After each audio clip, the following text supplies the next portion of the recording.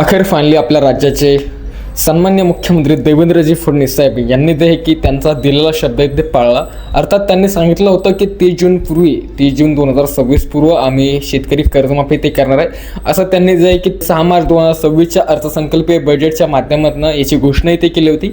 त्याचप्रमाणे त्यांनी जे आहे की याच्या संदर्भातील सर्व काही शासन निर्णय GR ज्याची प्रतीक्षा कर्जबाजारी शेतकरी जवळपास मागील 2 महिन्यापासून करत होते, अखेर फायनली तो GR शासन निर्णय आला. त्याच्या संदर्भातील तुम्ही बहुतांश व्हिडिओ देखील बघितले असेल, विविध यूट्यूबर्स लोकांचे, विविध सोशल मीडिया इन्फ्लुएन्सर लोकांचे व्हिडिओ बघितले असेल, GRचं सविस्तर विश्लेषण बघितलं असेल, त्याच्या माध्यमातून कोणते निकष लागू करण्यात आले, तुम्हाला लाभ कसा घेण्यात येईल हे सर्व काही बघितले असेल. तर त्यामुळे मी ह्या व्हिडिओच्या माध्यमातून ज्यादा काही तुमचा टाईम न घेता दुसरे ते GR संदर्भातील जास्त बोलणार नाही, फक्त मुद्द्याचं आणि जे कामाचं आहे ते बोलणार आहे. नेमकं तुम्हाला लाभ घ्यायचं तर कशा पद्धतीने मिळणार, आणि त्याचबरोबर जे यूट्यूबवरती आता लेटेस्टमध्येच आमचे मित्र ज्ञानेश्वर पाटील खरात जे यूट्यूबर आहे आणि कायमस्वरूपी शेतकऱ्यांसाठी अहोरात्र यूट्यूब चॅनलच्या माध्यमातून काम करत असतात, त्यांनी एक त्यांच्या यूट्यूब चॅनलच्या माध्यमातून एक व्हिडिओ बनवला आत्ताच आणि त्याला प्रसारित केलं. आणि त्याच्यावरती त्यांनी सांगितलंय की परत एकदा शेतकऱ्यांवरती ते अन्याय झाला आहे आणि आता शेतकऱ्यांचं वाली दुसरं कोणीच राहिलं नाही. त्याकरता शेतकऱ्यांनी आता स्वतःहून जे आहे की सतर्क राहा,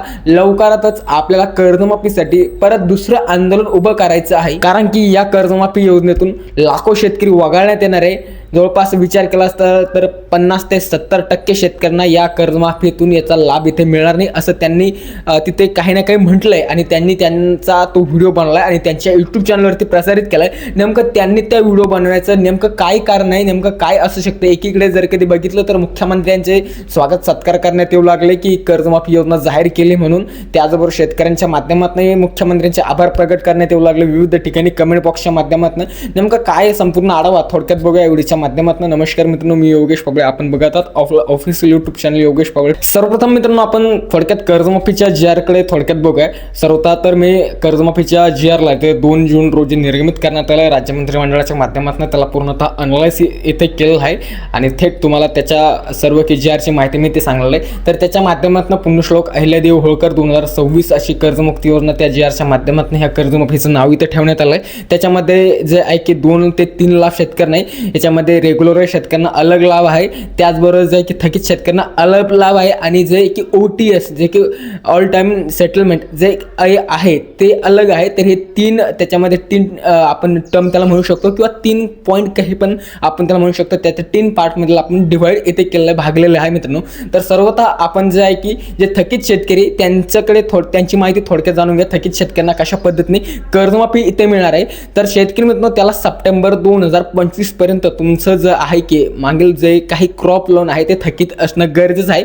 मग ते 2 लाख असेल किंवा 2 लाखाच्या काही खाली असेल. आता जे 2 लाखाचे वरील कर्ज आहे, बऱ्याच काही शेतकऱ्यांचे वारंवार एक कमेंट येत होते की आमचं 2 लाखाच्या वरील कर्ज आहे. सपोज एक्झाम्पल घ्यायचं म्हटलं तर कोणाचं 2,80,000 आहे, कोणाचं 2,70,000 आहे, किंवा कोणाचं 2,90,000 ते 3 लाखापर्यंतचं कर्ज थकीत आहे. तर त्यांना काय, तर त्यांच्यासाठी एक अलग योजना आहे, ती म्हणजे OTS ऑल टाइम सेटलमेंट. याच्यासाठी काय ते त्या व्हिडिओमध्ये आपण पुढे बोलणार आहे. तर अशा पद्धतीने सप्टेंबर 2025 पर्यंत तुमचं कर्ज थकीत असणं गरजेचं आहे.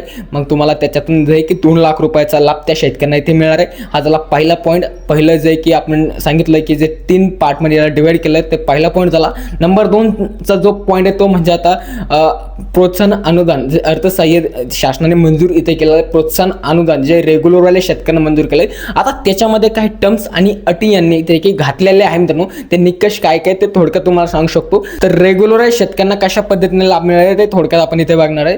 तर त्याच्या अंतर्गत जे की तुम्हाला सप्टेंबर 2019 पासून ते 31 मार्च 2025 पर्यंत या 4 आर्थिक वित्तीय वर्षामध्ये कधी पण तुम्ही 2 वर्ष रेग्युलर जे आहे की कर्ज भरलेलं असेल तर त्या शेतकऱ्यांना 50,000 रुपयाचं जे आहे की अर्थसहाय्य अनुदान जे की प्रोत्साहनपर अनुदान त्यांना तिथे मिळणार आहे. जर कधी तुम्ही एकच वर्ष इथे भरलेलं असेल या 4 वित्तीय वर्षामध्ये तर तुम्हाला ते अनुदान इथे मिळणार नाही. परंतु जर कधी तुम्ही 19च्या नंतर 21-22 मध्ये भरलं असेल किंवा 23-24 मध्ये भरलं असेल किंवा 24-25 मध्ये भरलं असेल, अशा ह्या मागील 4 ते 5 वर्षाच्या वित्तीय वर्षामध्ये कधी पण 2 वर्ष तुम्ही जर कधी रेग्युलरमध्ये हे कर्ज भरलं असेल तर नक्कीच तुम्हाला तिथे 50,000 रुपये अनुदानाचा प्रोत्साहनाचा लाभ इथे मिळणार आहे. आता हे झालं मित्रांनो प्रोत्साहन अनुदान, त्याचबरोबर थकीत शेतकरी यांचं. आता जे 2 लाखाच्या वरील ज्या शेतकऱ्यांचं कर्ज आहे त्यांचं काय होणार आहे, त्यांच्यासाठी काय शासनाने योजना आखलेले, काय नियम आखलेले ते थोडक्यात सांगू शकतो. तर OTS त्यांच्यासाठी ऑल टाइम सेटलमेंट हे एक ऑप्शन त्यांच्यासाठी दिलेला आहे.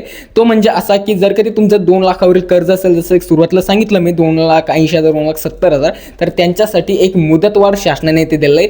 तुमचं कर्ज 2 लाख रुपयापर्यंतचं माफ होणार, परंतु 2 लाखाच्या वरील जे कर्ज आहे तुम्हाला जे की त्याच्यासाठी काही मुदतवाढ भरण्यासाठी दिले, ती म्हणजे 31 मार्च 2027 पर्यंत तुम्हाला त्याची मुदतवाढ इथे राज्य शासनानं मुख्यमंत्र्यांच्या माध्यमातून त्या GR मध्ये इथे देण्यात आलेले आहे मित्रांनो. तर यालाच आपण OTS असं म्हणलंय, ऑल टाइम सेटलमेंट असा ऑप्शन त्यांनासाठी जारी केलाय.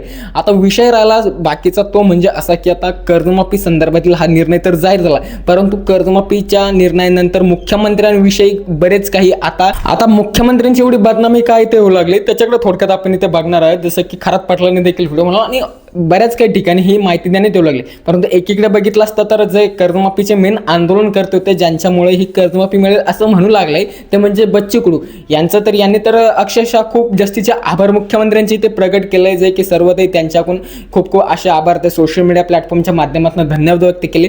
नेमकं प्रॉब्लेम कुठे, तर प्रॉब्लेम इथे आहे मित्रांनो, ज्यावेळेस मुख्यमंत्र्यांनी कर्जमाफीचं आश्वासन शेतकऱ्यांना दिलं होतं, निवडणुकीच्या प्रचारार्थ किंवा निवडणुकीच्या नंतर हे आश्वासन दिलं होतं, त्याच्यामध्ये त्यांनी एक लाईन इथे म्हटली होती, ती म्हणजे शेतकऱ्याचा 7/12 करूया कोरा कोरा कोरा.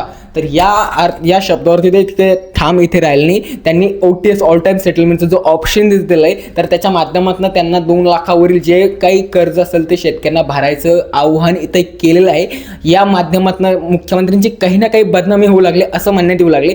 पण याच्यामध्ये काही निकष आणि काही अटी ज्या घालण्यात आल्या आहे, त्याच्यामुळे शेतकरी इथे नाराज आहे, हे असं चित्र इथे दिसून येऊ लागलंय मित्रांनो. परंतु माझं जर कधी स्वतःचं ओपिनियन ह्या GRचं जे अनलाइज मी केलं तर त्याच्या माध्यमातून सांगायचं झालं तर एवढं काही मुख्यमंत्र्यांना वाईट म्हणायची काही गरज नाही, कारण की त्यांनी जे निर्णय घेतलाय 2 लाख रुपयापर्यंतचा कर्जमाफीचा आणि 50,000 रुपये प्रोत्साहन अनुदानाचा, तर तो काही ना काही खूप योग्य आहे असं मला तरी स्वतः व्यक्तिगत वाटतं. परंतु आता पाहणं हेच आहे की GRच्या माध्यमातून ज्या काही घोषणा केल्या आहे, स्वतः मुख्यमंत्र्यांनी एक लाईन हे देखील सांगितले पत्रकारांशी बोलत असताना, आता काही निवडणुकीची काही हे झंझट चालू आहे, त्याच्यामुळे पूर्णतः आम्ही घोषणा इथे केली नाही, फक्त याची शासन निर्णयाच्या माध्यमातून घोषणा केली. ऑल असे जे की म्हणजे पुढे समोर येऊन अशी घोषणा केली असं मुख्यमंत्र्यांनी इथे सांगितलेलं आहे मित्रांनो.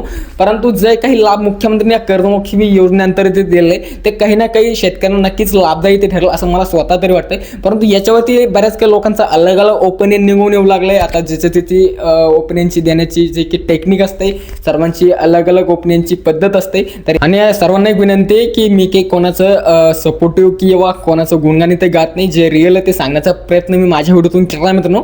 अर्थात नाही तर बरेच लोक परत कमेंट बॉक्समध्ये मुख्यमंत्र्यांचा चाटुकार आहे, अंडभक्त असं म्हणतील, असं काहीच नाही.